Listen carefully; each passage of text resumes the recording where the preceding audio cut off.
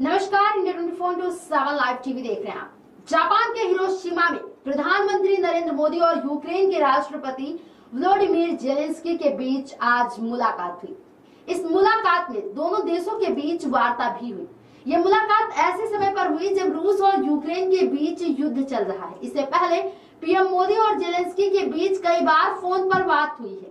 युद्ध के बीच यह पहली बार आमने सामने मुलाकात और बातचीत हुई है। बातचीत के दौरान पीएम मोदी ने कहा, यूक्रेन युद्ध दुनिया के लिए एक बड़ा मसला है। इस युद्ध का असर पूरी दुनिया पर है। मैं इसे सिर्फ एक मुद्दा नहीं मानता, बल्कि यह मेरे लिए अर्थव्यवस्था, राजनीति और मानवता का मुद्दा है। भारत और मैं युद्ध के समाधान के लिए जो कुछ भी कर सकते हैं करेंगे। युद्ध की पीड़ा क्या होती है, यह बात आप, यूक्रेन, हम सबसे ज्यादा जानते हैं।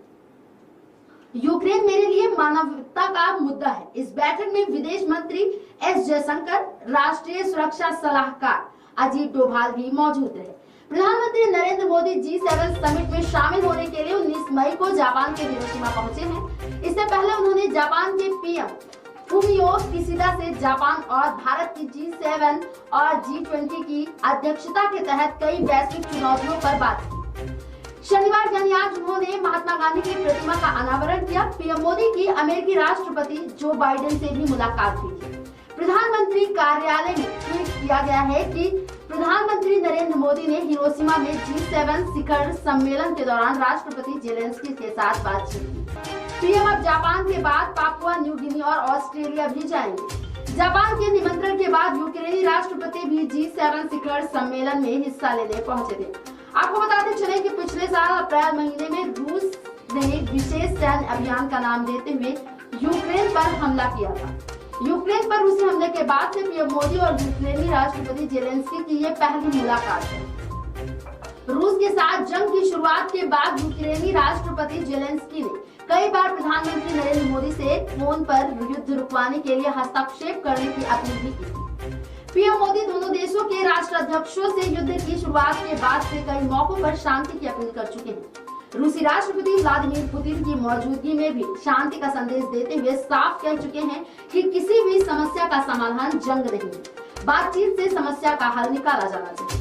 हालांकि संयुक्त राष्ट्र संघ और अन्य वैश्विक मंचों पर भारत ने रूस और यूक्रेन के बीच जारी युद्ध को लेकर अपना तटस्थ रुख भी कायम रखा। भारत ने शांति का संदेश दिया, दोनों देशों से युद्ध रोकने की अपील भी की। तो साथ ही संयुक्त राष्ट्र संघ ने रूस के खिलाफ लाए गए प्रस्तावों पर वोटिंग का भी बहिष्कार किया।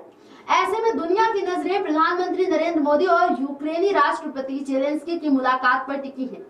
प्रधानमंत्री नरेंद्र मोदी जापान के बाद पापुआ न्यू गिनी और ऑस्ट्रेलिया भी जाएंगे। पीएम मोदी आज जापान के हिरोशिमा में आयोजित क्वाड सम्मेलन में हिस्सा लेने के कार्यक्रम में पहुंचे। इसके बाद उन्होंने परमाणु हमले के पीड़ितों की याद में बने हिरोशिमा के स्मारक पर पहुंचकर श्रद्धांजलि अर्पित की। पीएम मोदी ने महात्मा गांधी की प्रतिमा का अनावरण भी किया। G7 बैठक में जापान और अमेरिका के अलावा ब्रिटेन, फ्रांस, जर्मनी, कनाडा और इटली के साथ साथ यूरोपीय संघ के प्रतिनिधि भी शामिल हुए। प्रधानमंत्री नरेंद्र मोदी G7 बैठक में हिस्सा लेने के लिए जापान पहुंचे हैं। बता दें कि प्रधानमंत्री नरेंद्र मोदी ने जापान के हिरोशिमा में G7 शिखर सम्मेलन से इतर यूक्रेन के राष्ट्रपति वोलोदिमीर जेलेंस्की से मुलाकात भी की है। पिछले साल शुरू हुए रूस यूक्रेन युद्ध के बाद इन दोनों नेताओं के बीच की यह पहली मुलाकात है, इसलिए इस मुलाकात पर सभी की निगाहें टिकी हुई है।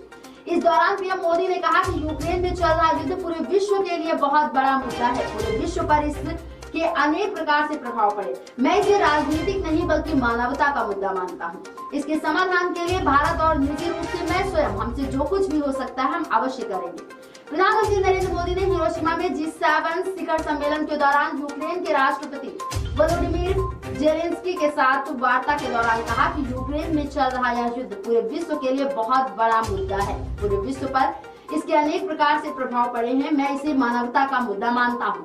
इसके समाधान के लिए भारत और निजी रूप से मैं जो कुछ भी बन पड़ेगा अवश्य करेंगे। आपको बता दें कि इस मुलाकात की जो तस्वीरें जारी की गई हैं उनमें दोनों ही नेता गर्मजोशी के साथ मिलते हुए दिखाई दे रहे हैं। हिरोशिमा में शनिवार यानी आज प्रधानमंत्री नरेंद्र मोदी का पहला कार्यक्रम जापान के प्रधानमंत्री फूमियो किशिदा के साथ द्विपक्षीय बातचीत का था। यह बातचीत भी कई मायनों में अहम रही है। प्रधानमंत्री नरेंद्र मोदी ने जापान के हिरोशिमा में G7 शिखर सम्मेलन में शामिल होने पहुंचे।